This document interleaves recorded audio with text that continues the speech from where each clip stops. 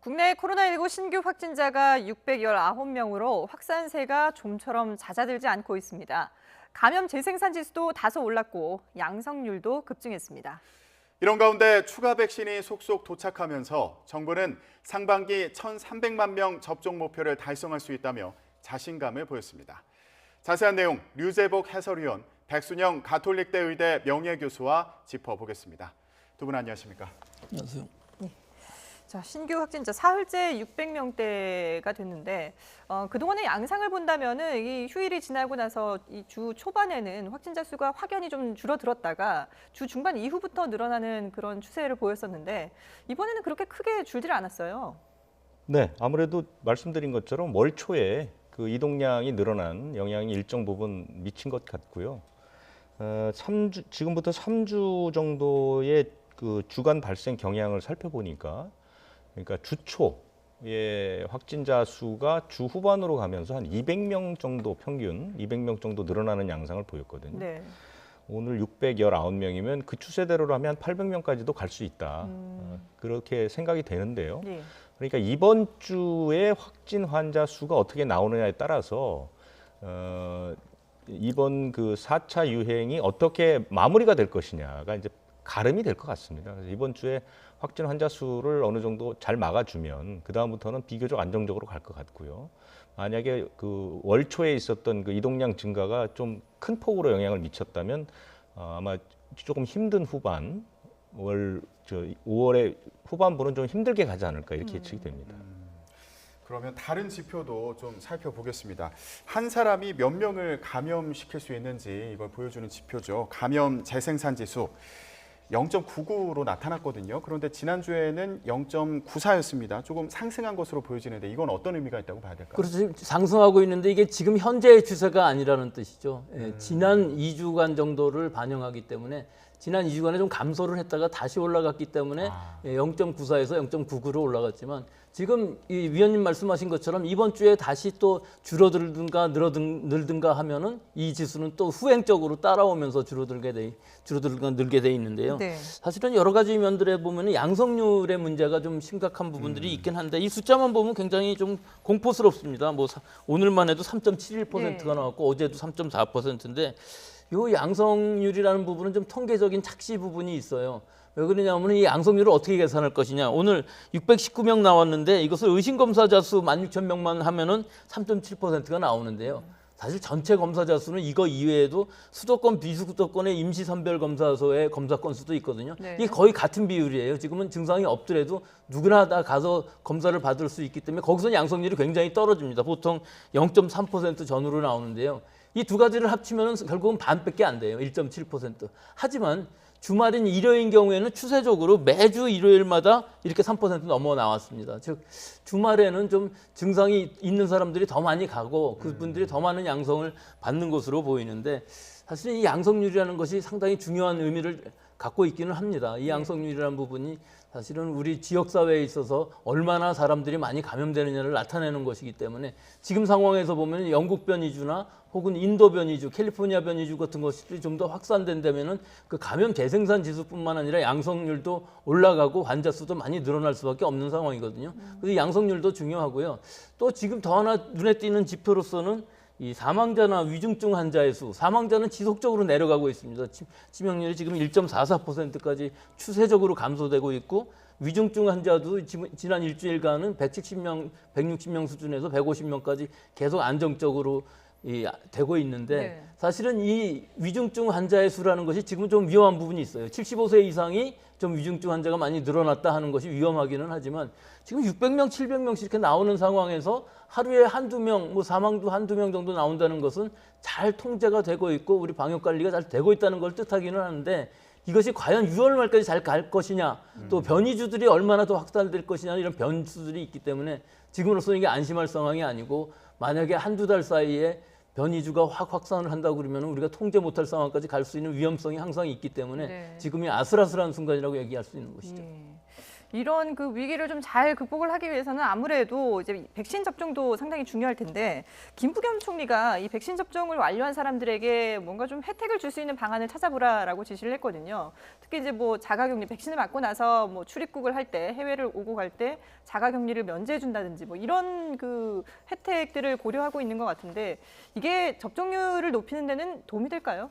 도움이 되죠. 아무래도 이제 외국에 나가서 지금 이제 외국을 나가기 힘든 이유 중에 하나가 그 국가에 가서 자가격리를 하고 예. 돌아올 때 또 자가격리를 그렇죠. 하고 그래서 뭐 단기 외국 방문은 사실 엄둘레기가 쉽지 않지 않습니까? 이제 이런 부분들이 백신을 맞았을 때 면제가 된다면 상당히 접종률을 올리는 데는 도움이 되겠죠. 근데 지금 이제 지난주에 거의 많은 그 질문이 갔던 것이 뭐냐면 그러니까 외국에서 백신을 맞고 들어온 사람들을 어떻게 할 그러게요. 것이냐 이제 이 문제거든요. 그래서 총리가 얘기했던 것은 이제 그런 부분에 좀 그 초점이 맞춰져 있습니다. 쟁점이 뭐냐면 하나는 다른 나라에서 백신을 맞고 왔는데 그게 과연 진짜 맞은 건지를 어떻게 확인할 방법이 있느냐. 그것을 하기 위해서는 나라와 나라 사이에 서로 이제 협약을 맺어야 됩니다. 그래서 당신 나라에서 맞은 백신을 이제 확약서를 받아오면 우리가 국내에서 맞은 것과 똑같은 방식으로 처리를 해주겠다. 이런 방식이 이제 협약이 하나 필요한 것이고 또 하나는 뭐냐면 외국에서 한 번만 맞고 들어온 것.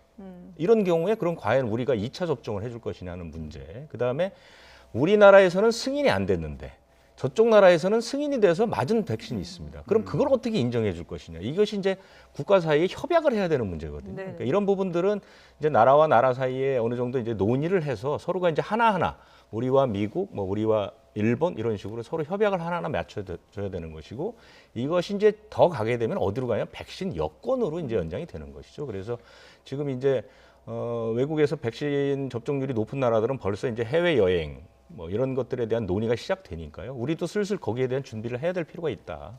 그런 측면에서 총리가 언급을 한 것입니다. 네, 고려해야 될 사안들이 아직 많아 보이는데 김부겸 총리 얘기를 보면 미국처럼 실내에서 그 마스크 착용 규제를 완화하는 이런 상황이 우리나라에서도 가능하도록 만들겠다 이랬거든요. 올해 안에 가능할지 이것도 참 궁금한데 어떻게 전망해 볼 수 있을까요?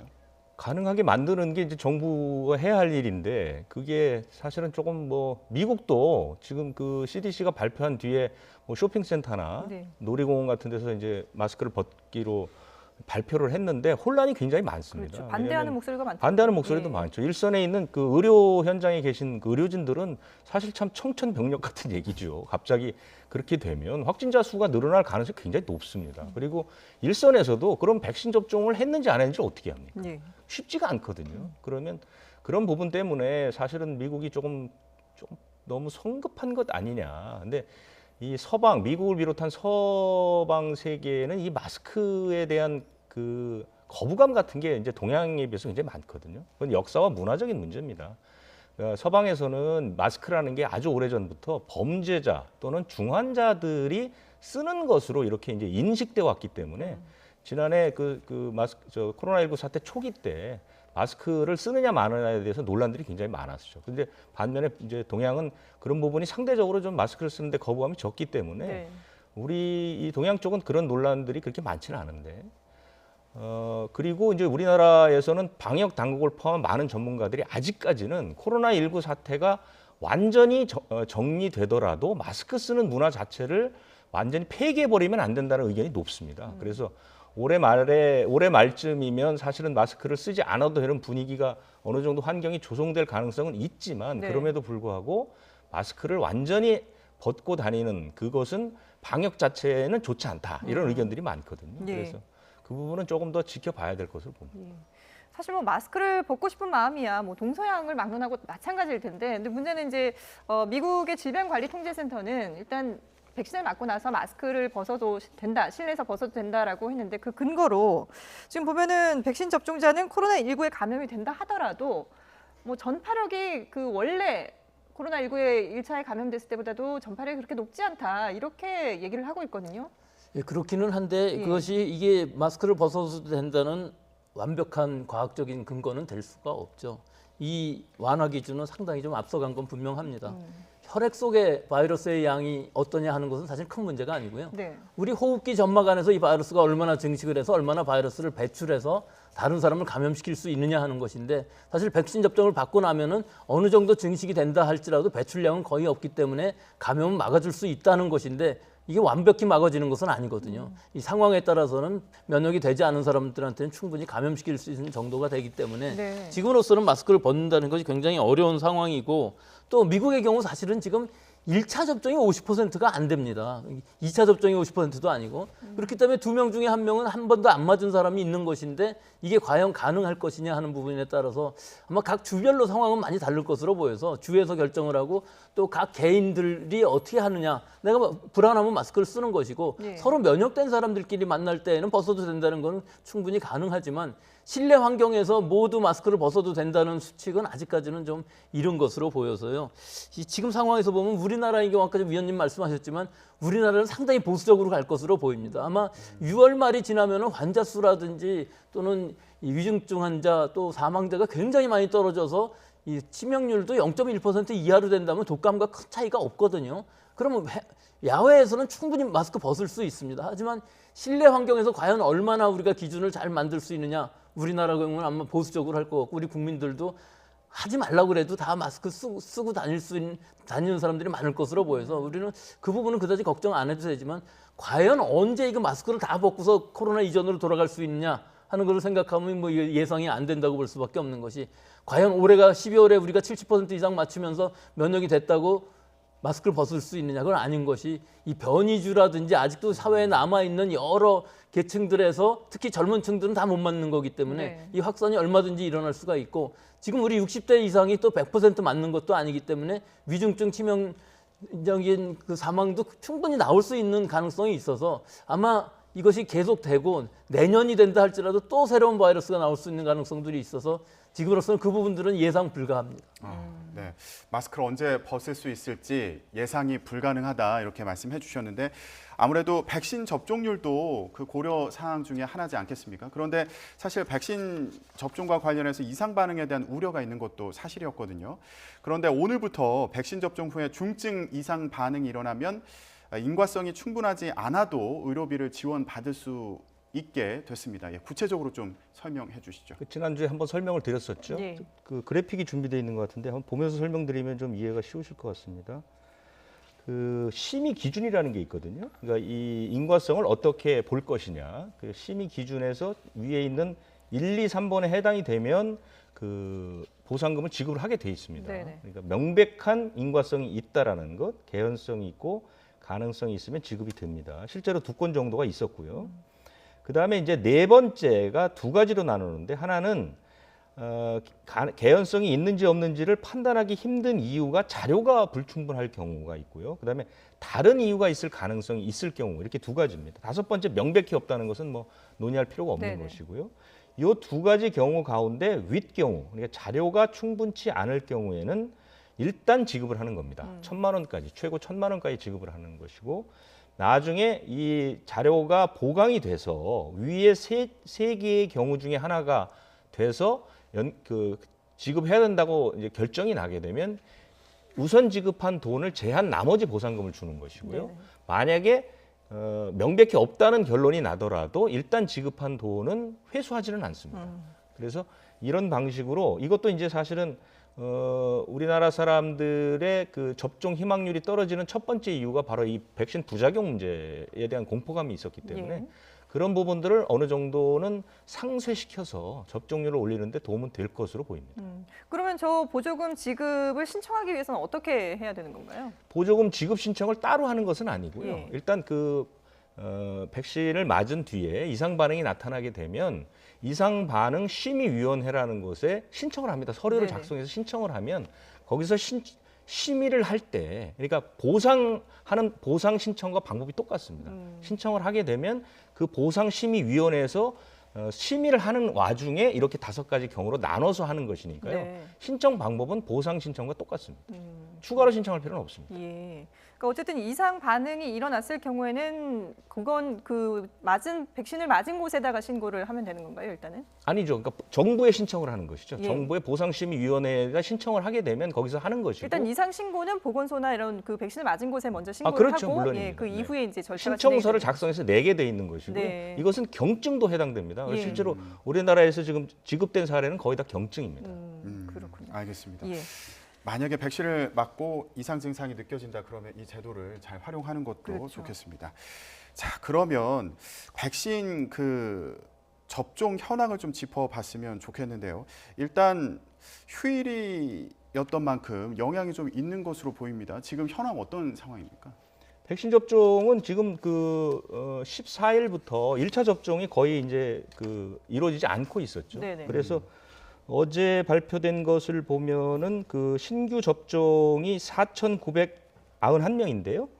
1차는 5명, 2차가 이제 나머지 사람들입니다. 그러니까 1차 접종은 거의 이제 하지 못하게 돼 있는 것이고, 그 1차 접종이 이제 이번 주 말부터 시작이 되는 것이죠. 그것은 미리 다 예고가 됐던 부분이고요.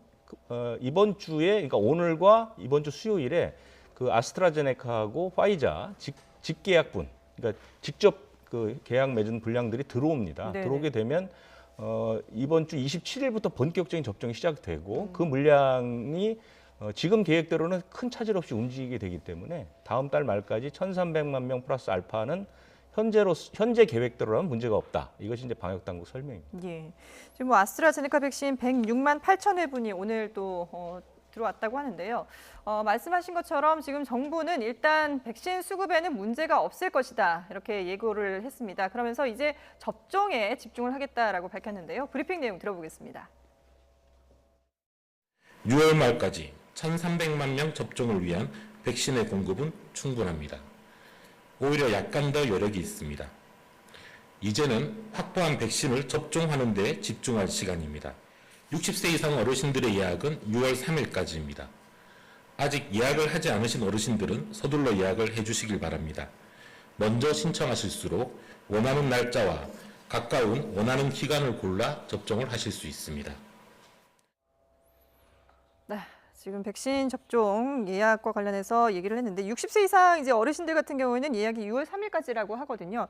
일단 1차 접종은 27일부터 재개가 된다고 하는데 60세 이상 사전 예약률이 40%를 넘었다고 해요. 이건 좀 상당히 많은 편 아닌가요? 글쎄 지금 상황에서 이게 많고 적고 얘기하기는 좀 어려워 보이고요. 결국은 방역 당국에서 목표로 하고 있는 것은 70% 정도인데요. 네. 지금 상황에서 보면 70% 가능할 것으로는 보이는데 좀 우리 국민들이 여러 가지 가짜 뉴스 같은 것들이 많아서 특히 예. 유튜브에서 고령층 분들이 그것들을 열심히 보시면은 이거 못 맞겠다는 사람들이 많이 생길 수가 있어요. 네네. 그래서 결국은 60세에서 74세가 중점적으로 맞아야 되는 상황인데 70% 정도에 불과하다 그러면 사실 그것도 불안한 부분들은 분명히 있거든요. 예. 그래서 여러 가지 접종에 대한 이 부작용 사례들의 이 신뢰성뿐만 아니라 여러 가지 인센티브들을 좀 더 창의적으로 개발을 해서 지금 아스트라제네카 같은 경우는 사실은 인센티브가 크게 없는 것이 1차 접종을 받은 후에 12주 후에 2차 접종을 받게 되기 때문에 면역이 생긴 건 그 2주 후가 되어서 네. 결국은 인센티브라고 해외여행 같은 걸 얘기해도 지금으로서는 큰 와닿는 게 없을 것으로 보여요. 그래서 여러 가지 상황에서 민간에서도 1차 접종만 받았어도 여러 가지 할 수 있는 좀 더 넓혀주는 방법들, 좀 피해가 나오더라도 일단은 60세에서 74세까지가 고위험군인데 이분들이 좀 더 많이 맞아야만 결국은 7월 달부터 우리가 방역 완화도 어느 정도 의미가 있어지는 건데 지금 상황으로 보면 그 부분들이 굉장히 문제가 될 수가 있는 부분이 있어서 또 예약분도 그렇습니다. 지금 우리가 작년에 독감 예방 주사 만든 것과 달리 이번 예약은 상당히 좀 힘든 부분이 있습니다. 즉 예진도 해야 되고 접종하고 그 다음에 30분 정도 대기해야 되는 상황이기 때문에